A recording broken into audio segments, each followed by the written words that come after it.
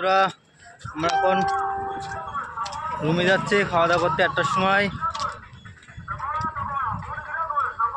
আক্তার চাচা আছে, সামনে আমির ভাই আছে, আর এখানে কি বলছে শুনুন। আপনারা একটু কেরালায় পেঁয়াজ বিক্রি করছে 3 কিলো 100 টাকা।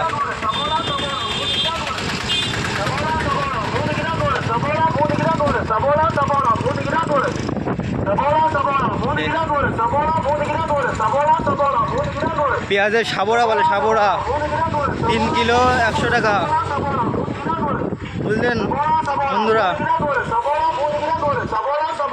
এই হলো পাল্লির সামনে ওই সামনে আমির ভাই আছে।